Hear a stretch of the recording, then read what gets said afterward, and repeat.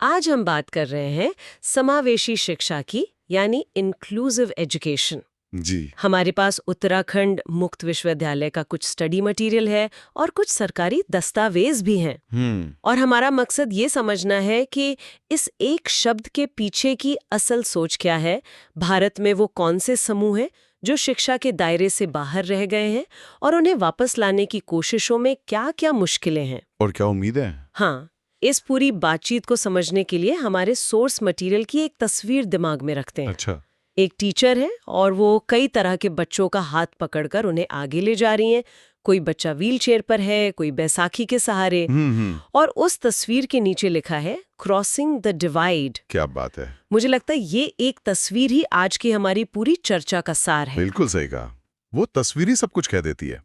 Inclusive education का मतलब सिर्फ इन सारे बच्चों को एक क्लासरूम में भर देना नहीं है। नहीं, इसका असली मतलब है एक ऐसा सिस्टम, एक ऐसा माहौल बनाना जो हर एक बच्चे की जरूरत को समझे और उसे पूरा करे। हाँ, जैसा कि NCF 2005 कहता है, समावेशन या इंक्लूजन का जो असली मतलब है वो उसके आसपास के सामाजिक और दार्शनिक ढांचे से ही तय होता है। ये बहुत गहरी बात है। मतलब सिर्फ स्कूल में रैंप बना देना या कुछ किताबें दे देना, हाँ, वो काफी नहीं है जब तक कि टीचर और समाज की सोच नहीं बदलती। एग्जैक्टली।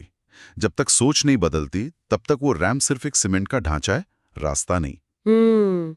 समावेशी शिक्षा का दर्शन यही है कि हर बच्चा अपने आप में यूनिक है और उसे अलग थलग करने के बजाय एक ही स्कूल में एक साथ पढ़ने का पूरा हक है। तो अगर समावेशी शिक्षा का लक्ष्य हर बच्चे को एक साथ लाना है, तो ये समझना भी जरूरी है कि वो बच्चे अलग थलग पढ़ते ही क्यों हैं। बिल्कुल। यहीं पर अपवंचन या मार्जिनलाइजेशन का कॉन्सेप्ट आता है। असल में ये होता क्या है? अपवंचन जैसा कि नाम से ही जाहिर है, मतलब वंचित रह जाना, उपेक्षित होना। एक थिंकर हैं पॉल मैन, उन्होंने इसे बहुत अच्छे से समझाया है। वो कहते हैं कि वंचन एक ऐसी खराब जीवन दशा है जो कुछ लोगों को उनके समाज की सांस्कृतिक उपलब्धियों में हिस्सा लेने से रोक देती है। सीधे शब्दों में कहें तो सीधे शब्दों में ये वो लोग हैं जिन्हें समाज की मुख्य धारा में शामिल होने का मौका ही नहीं दिया गया, वो किनारे पर धकेल दिए गए हैं। और हमारे स्रोत बताते हैं कि ये किनारे पर धकेलने का काम कई आधारों पर होता आया है। लिंग, जाति और अक्षमता, ये तीन सबसे बड़े कारण रहे हैं। हाँ, और इन तीनों का इतिहास बहुत पुराना और गहरा है। अगर हम लिंग के आधार पर देखें तो महिलाओं की स्थिति में वैदिक काल से ही उतार चढ़ाव रहा है। एक तरफ गार्गी और मैत्रेयी जैसी विदुषियों का जिक्र है। हाँ, बिल्कुल है। तो दूसरी तरफ मैत्रेयी संहिता जैसे ग्रंथ भी हैं, जहां महिलाओं को मतलब झूठ का अवतार तक कह दिया गया। और फिर मध्यकाल आया, पर्दा प्रथा, सती प्रथा, इन सब ने तो स्थिति और खराब कर दी, बहुत खराब कर दी। इन सब ने महिलाओं को शिक्षा और सामाजिक जीवन से और भी दूर कर दिया। यानी समाज ने अपनी सहूलियत के हिसाब से नियम बना लिए और उन्हें सही ठहराने के लिए तर्क भी गढ़ लिए। बिल्कुल। और यही पैटर्न हमें जाति व्यवस्था में भी दिखता है। अच्छा। 4 वर्णों की जो व्यवस्था थी उसमें शूद्र को सबसे निचले पायदान पर रखा गया। उनका काम सिर्फ बाकी 3 वर्णों की सेवा करना था। और उनके भी नीचे एक और वर्ग था, अस्पृश्य। हाँ, जिन्हें तो समाज का अंग ही नहीं माना जाता था, मंदिर में घुसने तक की मनाही थी। इन समूहों को शिक्षा और सम्मान दोनों से वंचित रखा गया। और इसी में अन्य पिछड़ा वर्ग या OBC की अवधारणा भी आती है ना? हाँ, इसका भी जिक्र है। ये शब्द पहली बार 1928 में डॉक्टर बाबा साहेब अम्बेडकर ने इस्तेमाल किया था। ये उन जातियों के लिए था जो सामाजिक और शैक्षिक रूप से पिछड़ी तो थीं, लेकिन अस्पृश्य नहीं मानी जाती थीं। सही कहा, यानी वो जो तथाकथित उच्च जातियों और दलितों के बीच में थीं। जाति और लिंग के आधार पर भेदभाव तो हम सुनते आए हैं, लेकिन हमारे सोर्स मटेरियल में अक्षमता को लेकर जो ऐतिहासिक तथ्य दिए गए हैं वे तो मतलब चौंकाने वाले हैं। वो वाकई भयावह है। स्पार्टा वाली बात। हाँ, प्राचीन यूनान और स्पार्टा का लक्ष्य सिर्फ ताकतवर सैनिक तैयार करना था। तो अगर कोई बच्चा शारीरिक रूप से अक्षम पैदा होता तो उसे समाज के लिए बेकार मानकर जन्म के समय ही कुएं में फेंक दिया जाता था। हाँ, ये तो बहुत ही क्रूर है। और इसमें एक पैटर्न देखिए। क्या? चाहे वो स्पार्टा में बच्चे को बेकार कहना हो या भारतीय समाज में अक्षमता को पिछले जन्म का कर्म बताना हो या ईश्वर का श्राप। हाँ, दोनों ही मामलों में समाज अपनी जिम्मेदारी से बचने के लिए कहानी गढ़ लेता है। बात तो सही है। ये दिखाता है कि भेदभाव सिर्फ एक व्यवहार नहीं है, बल्कि एक पूरी सोच है। और इसका नतीजा ये होता था कि अक्षम व्यक्ति का आत्मविश्वास ही खत्म हो जाता था और वो पूरी तरह दूसरों पर निर्भर हो जाता था। तो इन गहरी जड़ों वाले भेदभाव और इस सोच से लड़ने के लिए समावेशी शिक्षा का पूरा ढांचा तैयार किया गया। बिल्कुल। हमारे स्रोतों में एक बहुत ही अच्छी कहानी है सिम्मी की। हाँ, सिम्मी की कहानी इन सिद्धांतों को एक्शन में दिखाती है। सिम्मी एक पिछड़े वर्ग की लड़की है जो स्कूल जाना छोड़ चुकी है। और क्यों छोड़ा? क्योंकि उसकी पुरानी टीचर ने उसके दिमाग में ये बात भर दी थी कि उसे कुछ नहीं आता, वो जीवन में कुछ नहीं कर सकती। यह है अपवंचन। यही है वो सोच जो बच्चे को सिस्टम से बाहर फेंक देती है। फिर एक नई टीचर आती है और सब कुछ बदल जाता है। बिल्कुल। वो नई टीचर सिम्मी के अंदर छिपी हुई कला की प्रतिभा को पहचानती है। वो देखती है कि सिम्मी बहुत अच्छी चित्रकारी करती है। अब यहाँ से समावेशी शिक्षा के सिद्धांत काम करना शुरू करते हैं। अच्छा, कैसे? पहला सिद्धांत है पहुंच, यानी एक्सेस। टीचर सिम्मी के घर जाती है, उसे मनाकर वापस स्कूल लाती है। यानी शिक्षा तक उसकी पहुंच को पक्का करती है। हाँ, पर सिर्फ स्कूल लाना ही काफी नहीं था। नहीं। अगला सिद्धांत है समानता, इक्वालिटी। वो उसे दूसरे बच्चों के बराबर मौके देती है।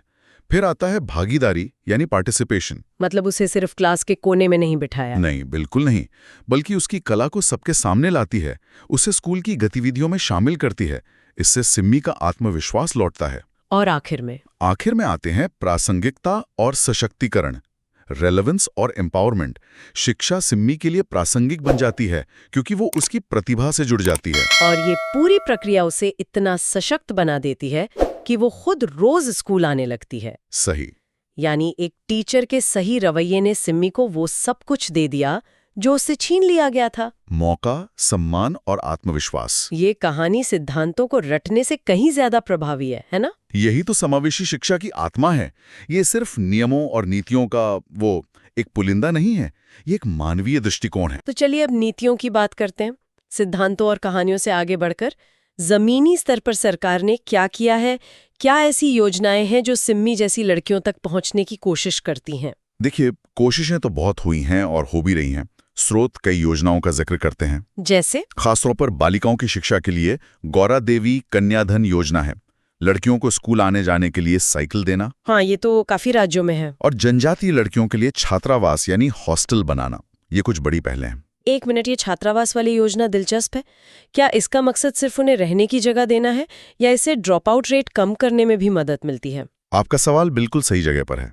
इसका दोहरा मकसद है, एक तो सुरक्षित आवास देना और दूसरा, और शायद ज्यादा जरूरी, ड्रॉप आउट रेट को कम करना। अच्छा। जब स्कूल पास होता है तो परिवार को लड़कियों को भेजने में सुरक्षा की चिंता कम होती है। ये तो है। इसके अलावा छात्रवृत्ति, मुफ्त यूनिफॉर्म और किताबें और मध्याह्न भोजन यानी मिड डे मील योजना, इन सब ने मिलकर स्कूलों में बच्चों की संख्या बढ़ाने में बहुत बड़ी भूमिका निभाई है। और दिव्यांग बच्चों के लिए क्या कोई खास योजनाएं हैं? हाँ, उनके लिए भी विशेष प्रावधान है।